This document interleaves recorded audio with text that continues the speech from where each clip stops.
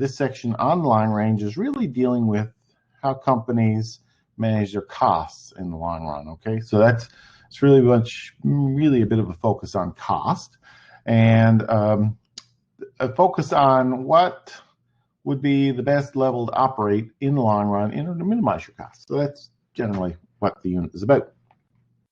And we just got a lot of theory in here, but there is some application of the theory too, which you can certainly use to apply.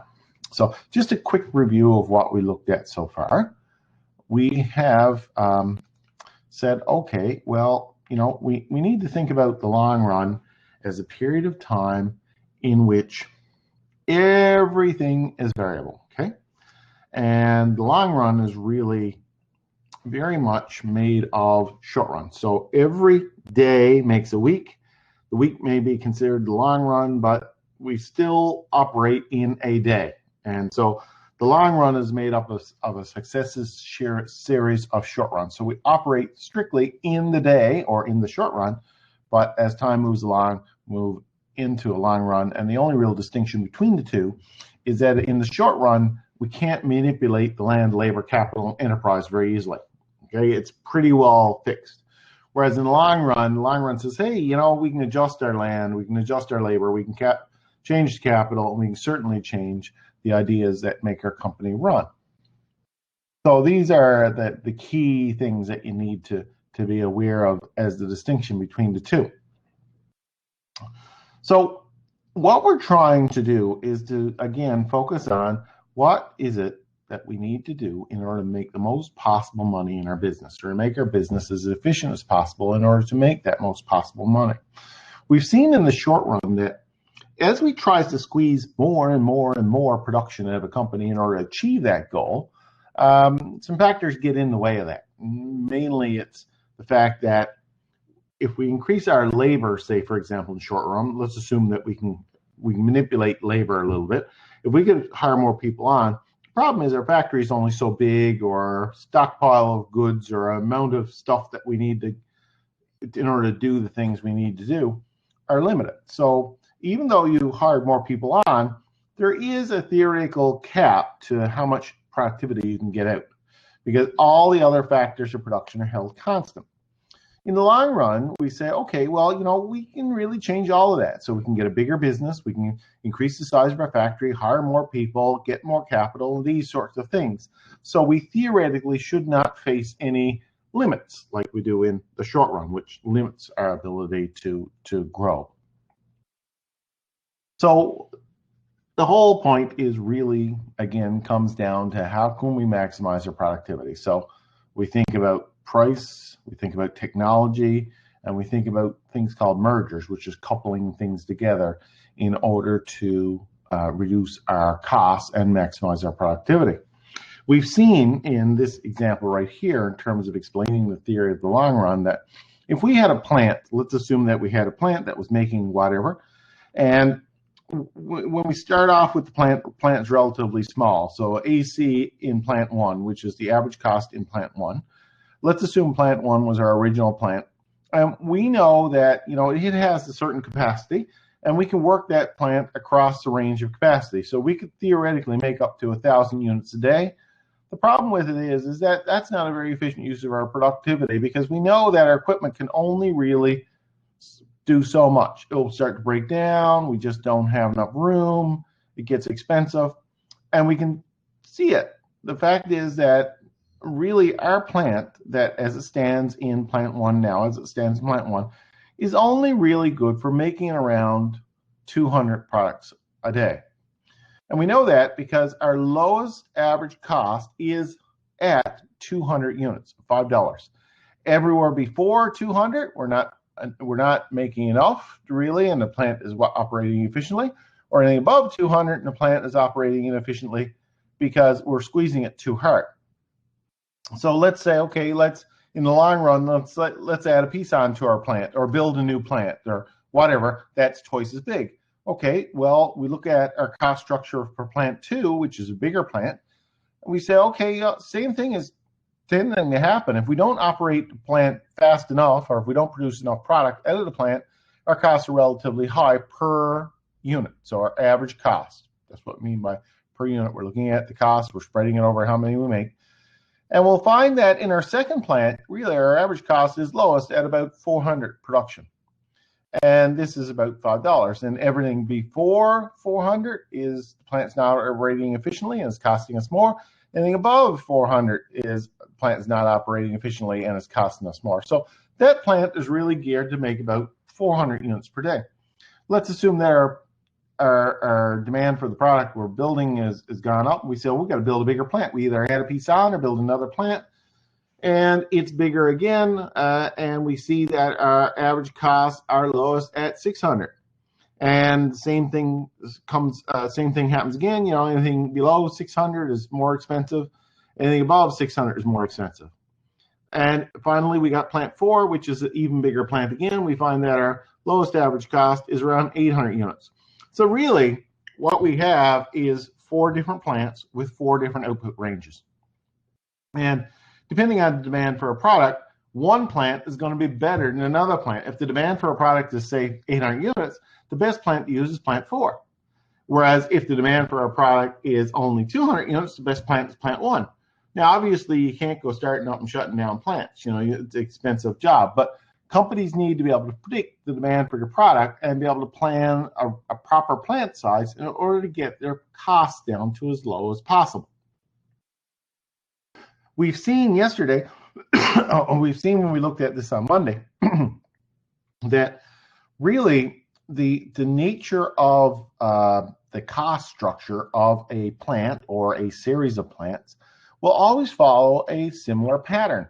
And the pattern is just like the short run itself. It's a U-shaped graph that's created that shows that plants, that the costs start off relatively high, they start to decline as we get bigger, and then they start to rise as we get too big.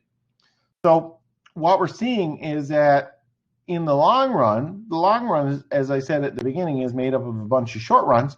So if we were to plot the short runs for a series of quantity plant sizes, whatever we want to call it, it would flow a pattern. The pattern that would flow out of it would be very similar to this. And we call that pattern, or that pattern can create the blue line, which is called the average long run cost curve. And you will see the average long run cost curve, again, follows the shape of a U. And the question that we have for the rest of the course is, why is that happening? Why is it that we're getting this U shape? Because the U shape indicates really that at the start, at a low level of production, our costs are relatively high. We will increase our production and we're going to see our costs drop per unit. Our per unit costs are going to drop. And then they're going to bottom out. And then they're going to stay bottom out for a little while. And then they're going to start increasing again.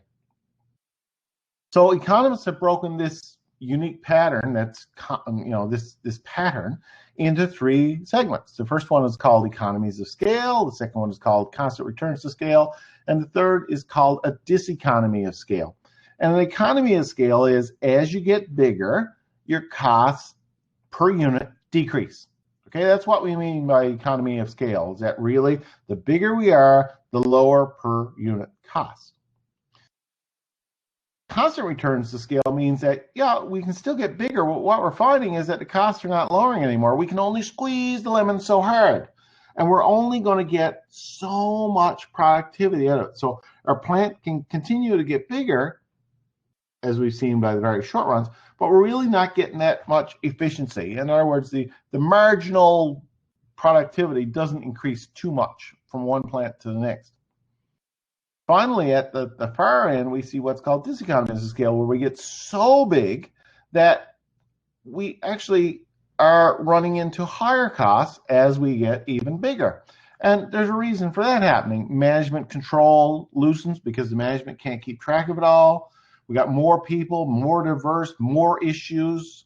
It's much more complicated to run. It becomes a bigger, better organization. So we run into what's called diseconomies of scale.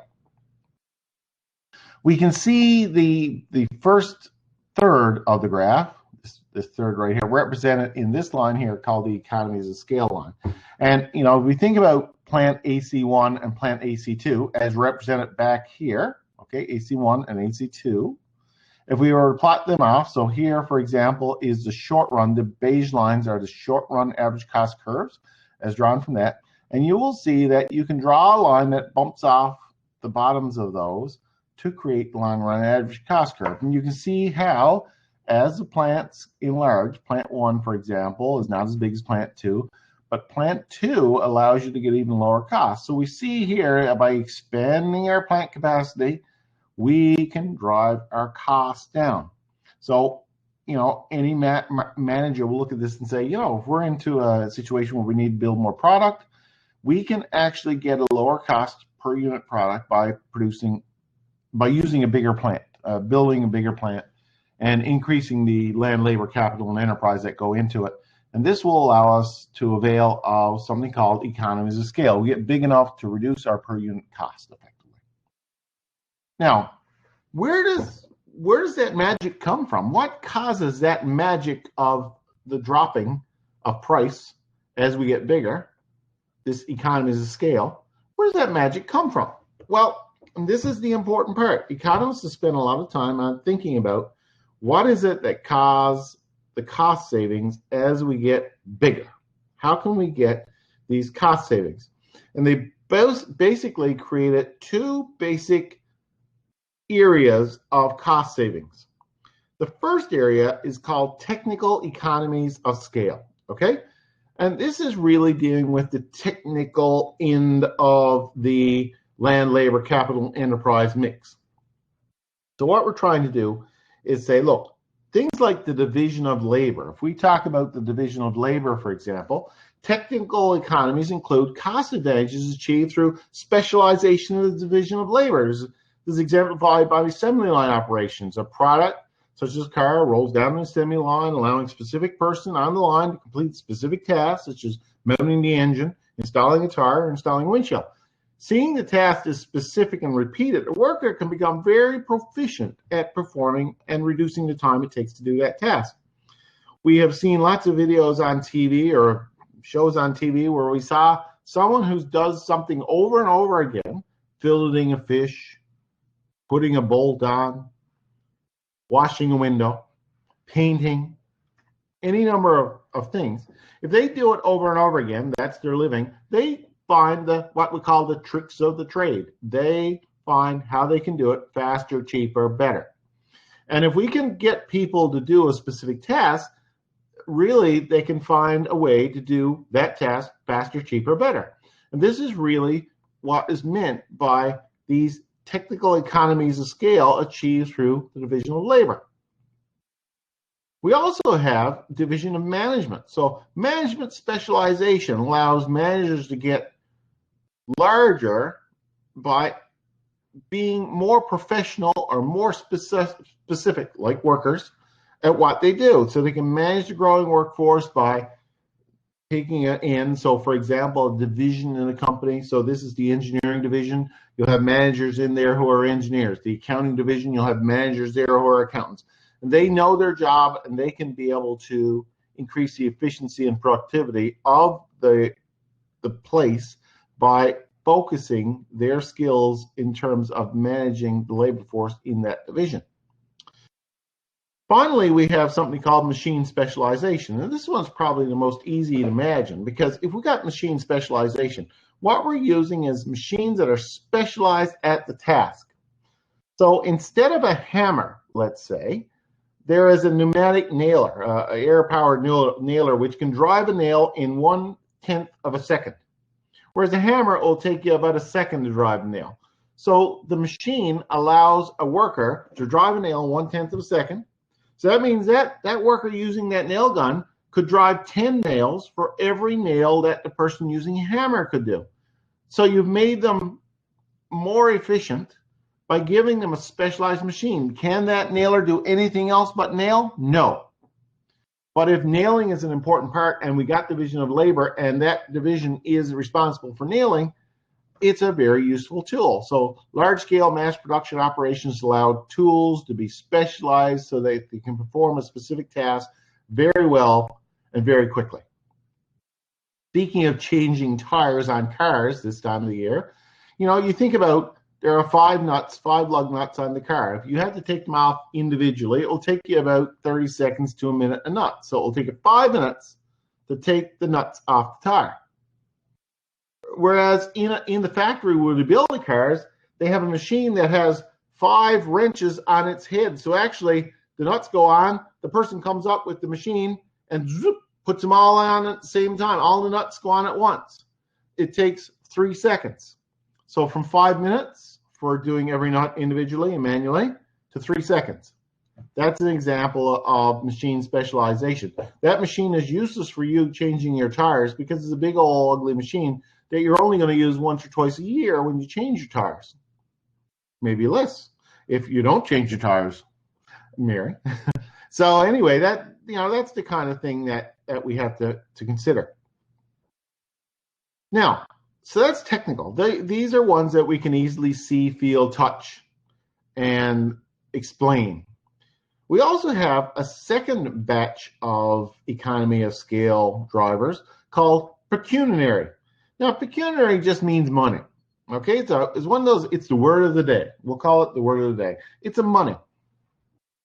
And these are money-related reasons for being able to save money in terms of increased scale productivity.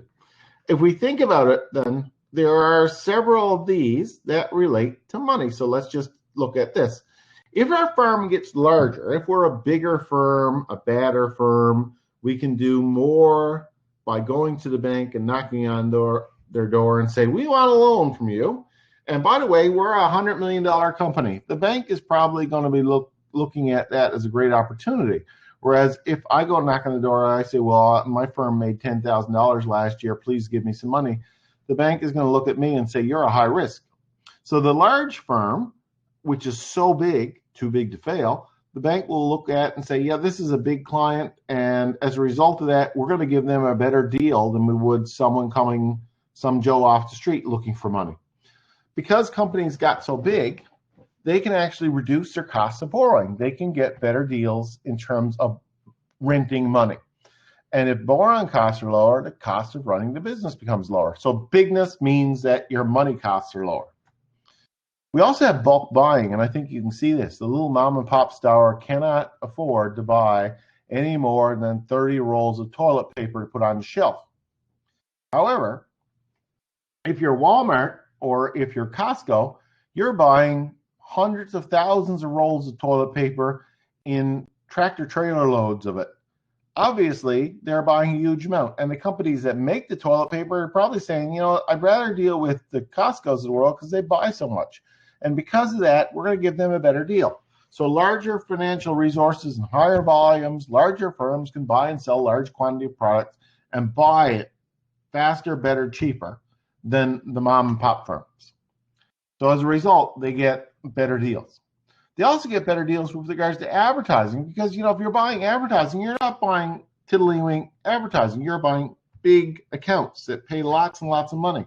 So because you're so large and because the money is so big, they probably allow for some sort of a deal in terms of advertising. You can get a better deal on the per unit cost of advertising. Another good one, and if you go down to Lethbridge here and you look out at Sexton's Lumber, they have a classic example of largeness and the ability to make money off largeness in the selling of byproducts. Okay, if you're a large sawmill, you're going to create a lot of saw dust. It's not really dust, but you're going to do a lot of wood chips, and those wood chips would pile up to great heights as they had over the years. Now, what can we do with those wood chips? Well, those wood chips go to Corner Brook to make paper. They go to Corner Brook to get burned in the heating plant in the hospital. So there's a lot of byproduct value out of the byproduct that they can do. Because they can sell their normal waste byproducts, they actually make money on them. And because they make money on them, that allows them to make more money.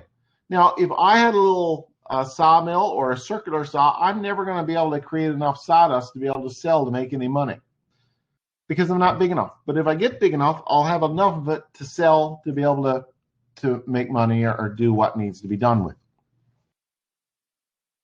So these are what are called pecuniary. So effectively, the technical and pecuniary aspects of largeness helps explain why costs decrease as we get larger. So this explains the concept of the economies of scale, which is the left side of the long run average cost curve.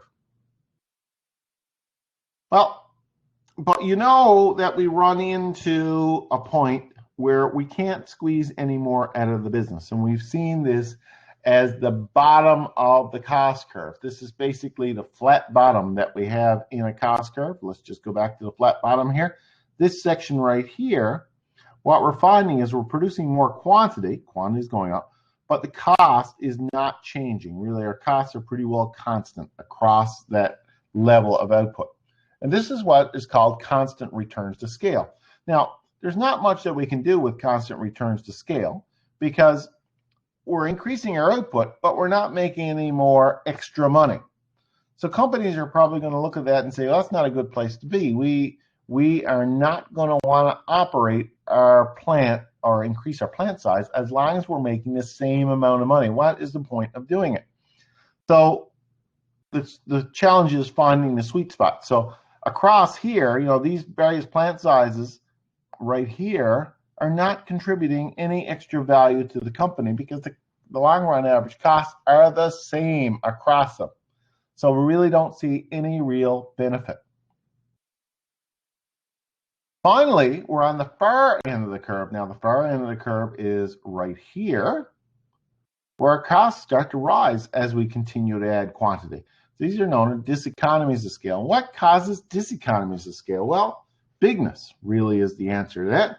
Firms can grow too big for their own good, especially in times of economic slowdown. Airlines are a classic example. They provide a good example of how bigness is a double-edged sword. Large airlines such as Air Canada have lots of aircraft, allowing them to provide good market coverage for their flights. And after 2001, the terrorist attack, many people stopped flying, and Air Canada had all these big planes that there was no market to fly in anymore, and they had to take a lot of them out of service, and they scrapped a lot of them. But effectively, Air Canada went bankrupt. They declared bankruptcy. Now, this past couple of years, Air Canada's run into exactly the same problem. Nobody's flying anymore. The demand for flights are down. Now they're coming back up again. But Air Canada has parked a lot of its airplanes, and some of the ones that were older in the fleet, they said they'll never fly again. And they're replacing the old ones with new ones, the less efficient airplanes with new ones. So Air Canada has, thanks to government assistance, not gone into bankruptcy, nor have many of the other airlines. But had this continued, they probably would see some airlines fall. And as we shake out of this COVID crisis, we're probably going to see more airlines merge or less airlines overall. And that's not so good for consumers. Another thing that can really kind of think about in terms of diseconomies of scale is technology. Technology is often seen as a way of preserving the problems that come with diseconomies of scale. We get so big that we lose track of everything, and our costs go up. A lot of people are saying, well, technology is going to save us. You know, we can do really good business by turning it into a computerized system. Now, Amazon has done exactly that. Amazon used a lot of technology in order to do their ordering and their delivery processes. The question is, how much will it, how far can you push it? You know, Amazon is the largest retailer in the world right now. And, you know, if you go to the post office, you'll see lots of Amazon parcels. Question is, will they continue to be able to grow? They're going to try technology to ensure they do. You're going to see, for example, drone delivery and stuff like that is being thrown out now. They're really looking at and pushing the technological boundaries in order to keep making more money and as they grow. So, you know, that's one of the ways we get innovation in our society, is that barrier actually helps us innovate. Diseconomies of scale can occur, too, if there's bureaucratic inefficiencies with large firms. And, you know, we think about companies like General Motors and that sort of thing. We had lots and lots of management, lots and lots of management levels, very poor communications. All of these things run into some problems for companies, and they can fall into increasing costs as they get bigger. We can see diseconomies of scale represented. This is the right hand of the graph. as our plant size increase, what we're seeing is our costs are increasing. So we're saying that, we're adding these extra plants, but we can't manage them. We just don't have the capacity to do it. So in fact, our overall costs are rising. And that's not a good sign. Businesses don't want to go there. So this is the natural shape of the long run average cost curve. We have the economies of scale side, constant returns to scale side, and the diseconomies of scale side. Companies will want to operate in this level right here, which is at the very base of the economies of scale. They want to squeeze the maximum economies of scale without trying to get any, wasting energy here, because you're not getting any extra revenue and certainly not going into the extra costs associated with diseconomies of scale. Okay, so that's basically that section.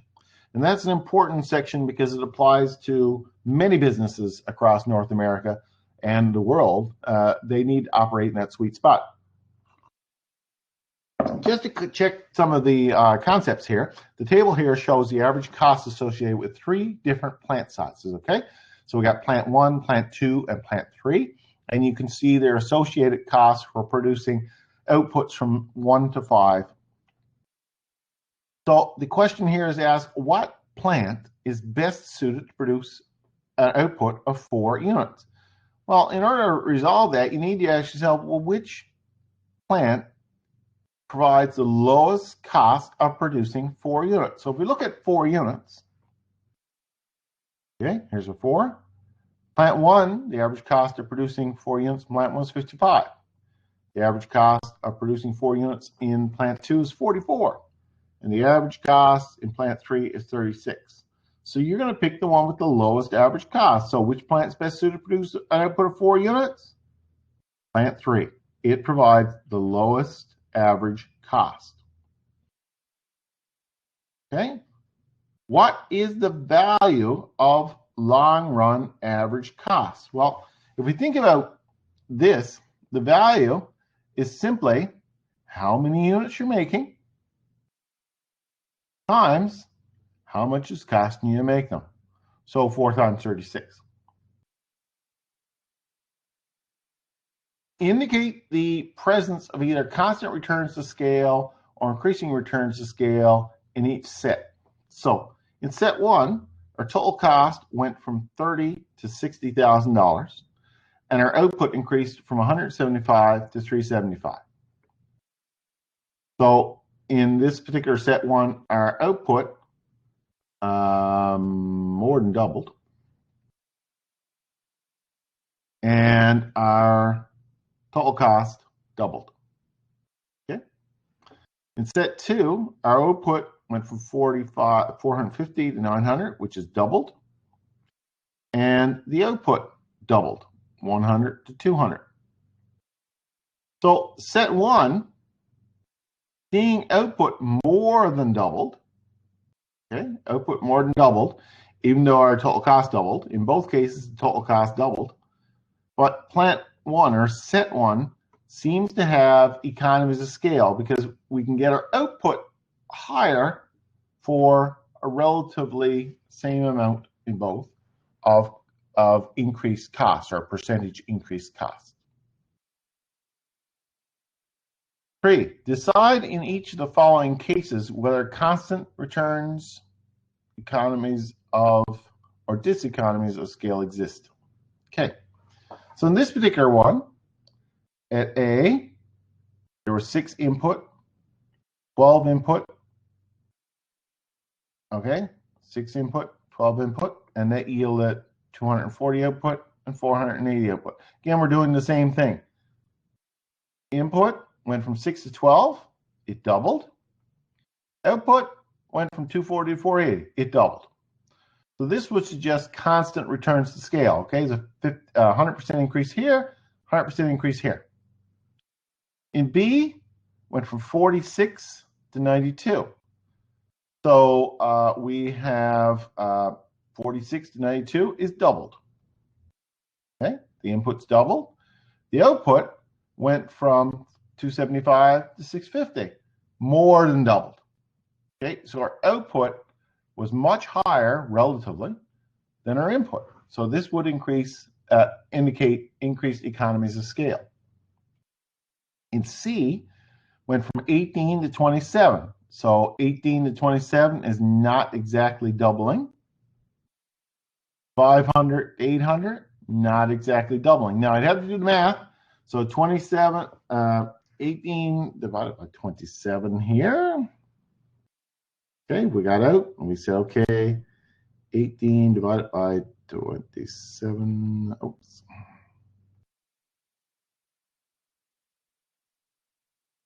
So 66% difference. And 500 divided by 800 is a 62% difference. So 66% increase in input, 62 in output. That's going down. So that's on the wrong side. That's diseconomies.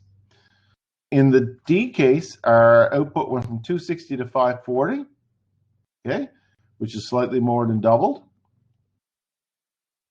Our input slightly more than doubled. And our output, 1240 to 2480, which is doubled. So our input went up a little bit more. 260 times 2 is 520. So it didn't exactly, our input didn't exactly double, yet our output did. So we got to look at that and say input didn't double, output did. That would be economies of scale, because again, we're getting more out relative to what we put in. Assume that a firm's total cost of producing an output of 600 units is currently $24,000. If the total cost increases to $48,000 and the price of output and technology remains unchanged, calculate the change in average cost and state whether the constant returns or economies of scale exist for each of the three cases. So assume that a firm's total cost of producing 600 units is $24,000. If total cost increased to $48,000 and the price inputs technology remain unchanged, calculate the value in average cost. Okay, so if the output went from 600 units to 1,100 units,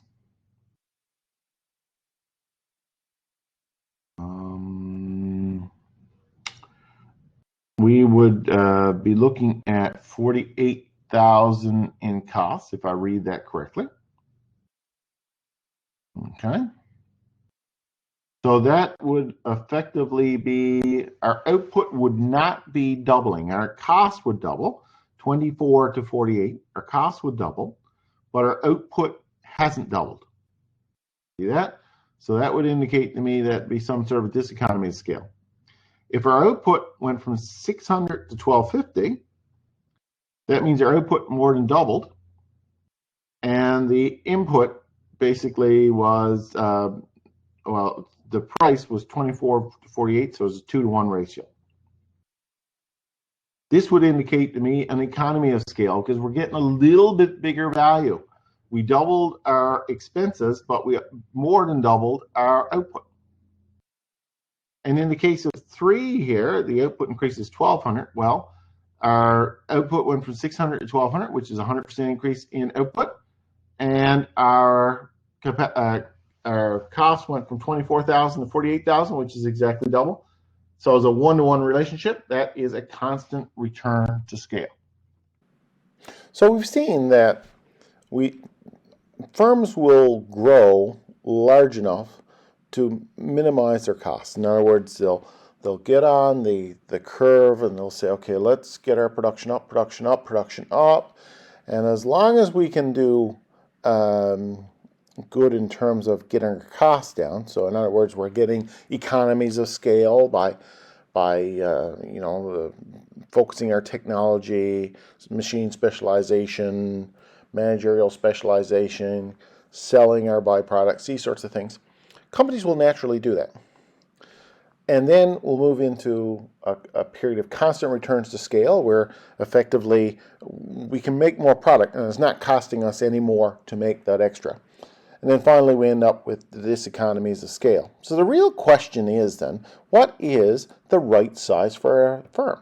Determining the right size for a firm is a bit of a challenge because you've got to find that sweet spot where you're at the most economical point of the curve, which is the lowest point in the curve. So you got the maximum quantity at the minimum cost per unit. So finding that right size is critical for long-term survival and success, particularly in a competitive environment. So using the tools described in preceding sections, managers can better determine what the right size of a firm is. So basically tracking costs and knowing what your costs are for levels of production and making sure that the levels of production match to make the cost as low as possible. We also need to think about the market. How big is the market? The market has to be big enough to allow the firm to get big enough. If, for example, you had a haircutting shop in a town that only had 10 people, you'll never enlarge the haircutting shop to any great extent because there's only 10 heads to cut hair for. Now, if we had 10,000 heads, we could certainly expand the cutting shop. So the market is critical, the size of the market. So in smaller markets, it's really, really difficult for firms to serve just that market and reduce their costs sufficiently in order to survive. So small market firms are really, really required then to sell abroad, as what happens with most Newfoundland and most Canadian firms. We're relatively small markets here. In Newfoundland, there's only 500,000 people. In Canada, there's 36 million people. In the United States, there's over 300 million people. So the market really is in the United States. So a lot of the products that we make either here in Newfoundland or here in Canada will certainly want to expand the market beyond the borders of here in order to be able to be competitive. Otherwise, it will simply be too expensive and it will not survive in the marketplace. What we're trying to do in these small markets is to get that size of production or the quantity of production up. You will find most firms will have to do that. And this is what's known as the minimum efficient scale. We need to be able to operate our firm so that the output costs are as low as possible. And this will only really occur when our long-range average costs are minimized. So all firms need to sell enough to get our long-range costs down. So we're basically down at the bottom of the curve, getting those maximum efficiencies of scale.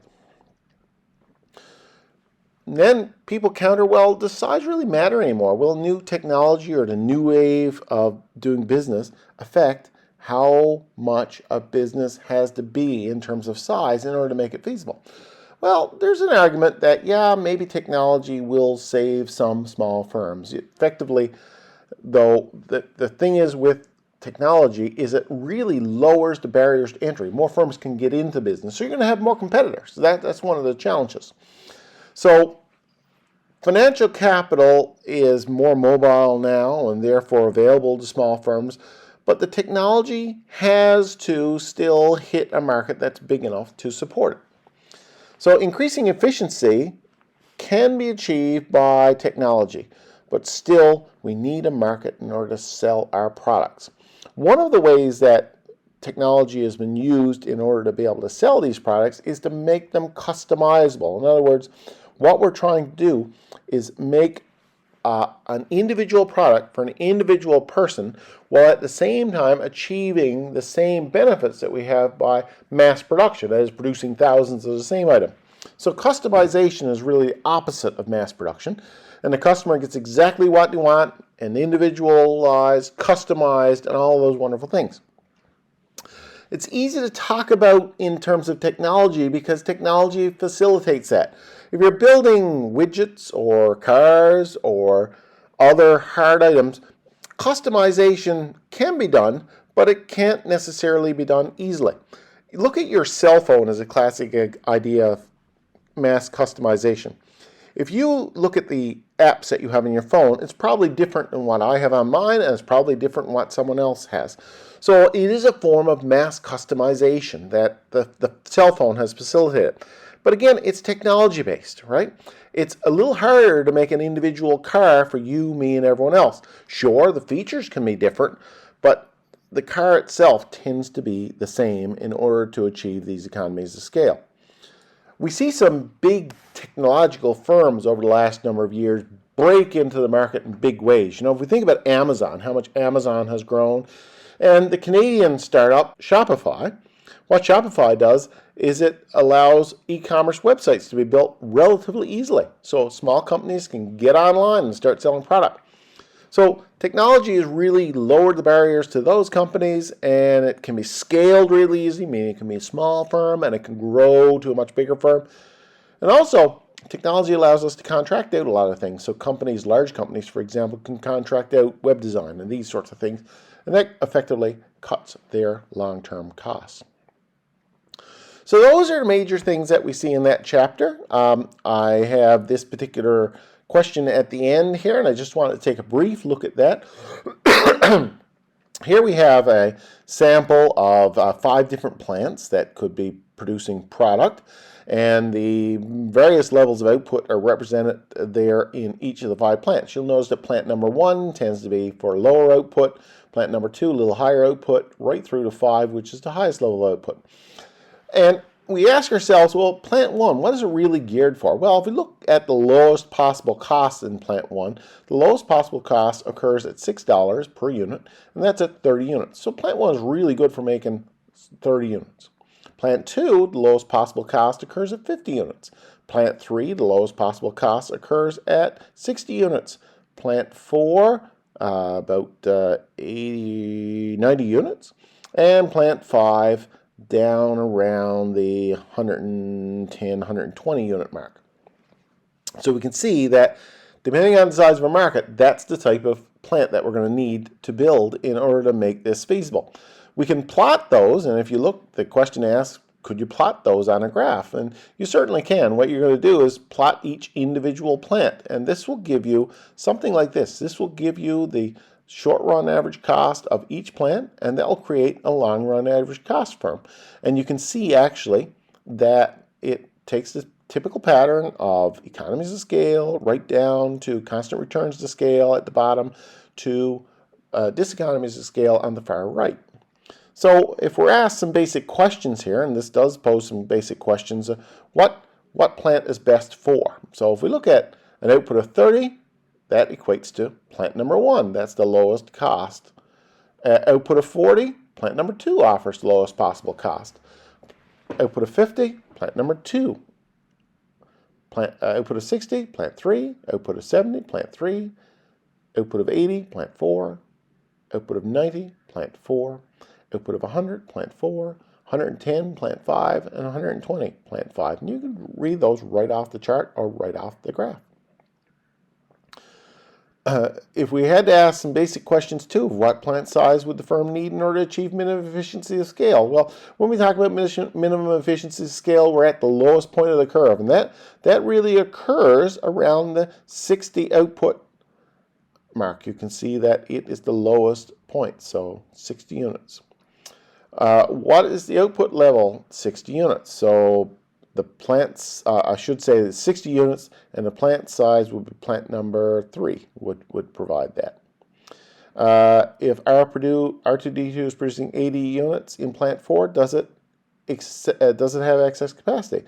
If we look at the numbers, look at plant 4, certainly it can get low price. Its lowest price is around 90.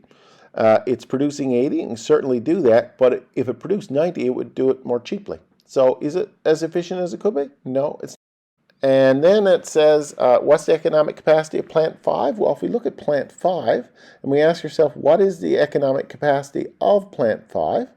Well, let's take a look at plant 5. And plant 5 obviously works somewhere between 80 and 140 units. And in fact, if we were to think about it would be lowest at 110 units, which is 5. Long-range average cost curve, what range represents economies of scale, constant returns to scale, and diseconomies of scale? We can read that right off the chart. You can see, for example, right up till 60 output, it's economies of scale. From 60 to 90 output, it's constant returns to scale. From 90 and above, it is diminishing returns of scale. And finally, it says if R2D2 sales are limited to 50, for which plant sizes would you say the market is too small? Well, let's again look at 50 here.